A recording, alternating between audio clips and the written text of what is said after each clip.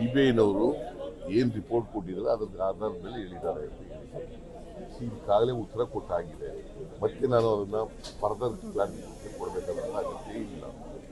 ತಾವು ನಿನ್ನೆ ಭಾವನಾತ್ಮಕವಾಗಿ ಮಾತನಾಡ್ತಾ ಇದ್ರ ವರ್ಣ ಕ್ಷೇತ್ರದಲ್ಲಿ ವರ್ಣ ಅಂದ್ರೆ ನಾನು ಗಟ್ಟಿಯಾಗಿರ್ಬೇಕು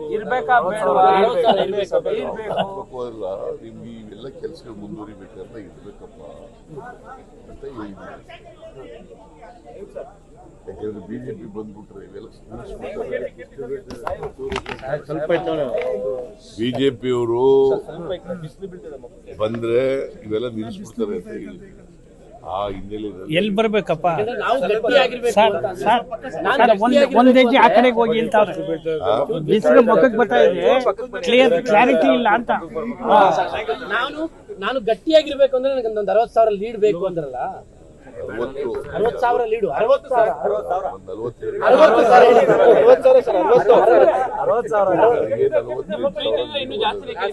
ಅದಕ್ಕಿಂತ ಜಾಸ್ತಿ ಕೊಡ್ರಪ್ಪ ಅಂತ ಹೇಳಿದ್ರು.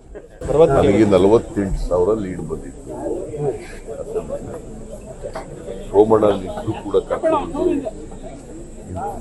ಕೂಡ 48,000 ಲೀಡ್ ಬಂದಿತ್ತು.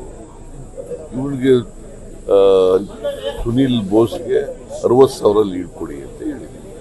ಆದ್ರೆ ಲೋಕಸಭಾ ಚುನಾವಣೆಯಲ್ಲಿ ಗೆಲ್ತಕ್ಕಂಥ ಸ್ಥಾನಗಳು ಕೂಡ ಕಾಂಗ್ರೆಸ್ ನಾಯಕರುಗಳ ಕುರ್ಚಿಗಳನ್ನ ಭದ್ರಪಡಿಸ್ತಾವ ಅಂತ.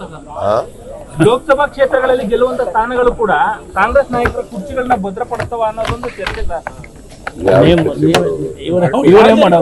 ಯಾರಪ್ಪ ಚರ್ಚೆ? ಸಾರ್ವಜನಿಕವಾಗಿ ಸರ್, ಸಾರ್ವಜನಿಕವಾಗಿ ಚರ್ಚೆ ಮಾಡಿರೋದಿಲ್ಲ. ಇವೆಲ್ಲ ಜನ ಚರ್ಚೆ ಮಾಡೋದೇ ಇಲ್ಲ.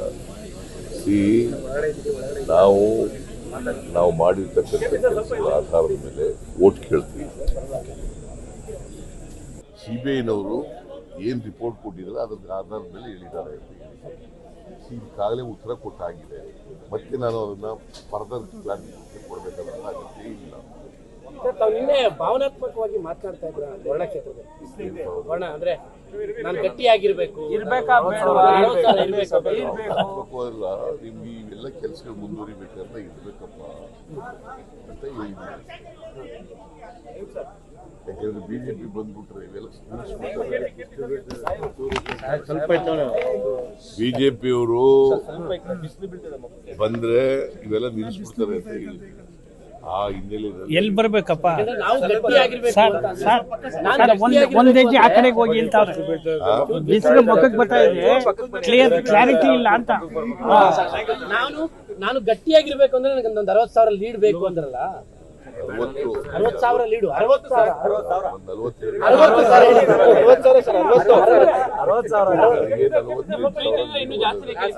ಅದಕ್ಕಿಂತ ಜಾಸ್ತಿ ಕೊಡ್ರಪ್ಪ ಅಂತ ಹೇಳಿದ್ರು. ನನಗೆ 48,000 ಲೀಡ್ ಬಂದಿತ್ತು. ಸೋಮಣ್ಣ ಇದ್ರು ಕೂಡ ಕರ್ಕೊಂಡು ಕೂಡ 48,000 ಲೀಡ್ ಬಂದಿತ್ತು. ಇವಳಿಗೆ ಸುನಿಲ್ ಬೋಸ್ಗೆ 60,000 ಲೀಡ್ ಕೊಡಿ ಅಂತ ಹೇಳಿದ್ರು. ಆದ್ರೆ ಲೋಕಸಭಾ ಚುನಾವಣೆಯಲ್ಲಿ ಗೆಲ್ತಕ್ಕಂಥ ಸ್ಥಾನಗಳು ಕೂಡ ಕಾಂಗ್ರೆಸ್ ನಾಯಕರುಗಳ ಕುರ್ಚಿಗಳನ್ನ ಭದ್ರಪಡಿಸ್ತಾವ ಅಂತ. ಲೋಕಸಭಾ ಕ್ಷೇತ್ರಗಳಲ್ಲಿ ಗೆಲ್ಲುವಂತ ಸ್ಥಾನಗಳು ಕೂಡ ಕಾಂಗ್ರೆಸ್ ನಾಯಕರ ಕುರ್ಚಿಗಳನ್ನ ಭದ್ರಪಡಿಸ್ತಾವ ಅನ್ನೋದೊಂದು ಚರ್ಚೆ.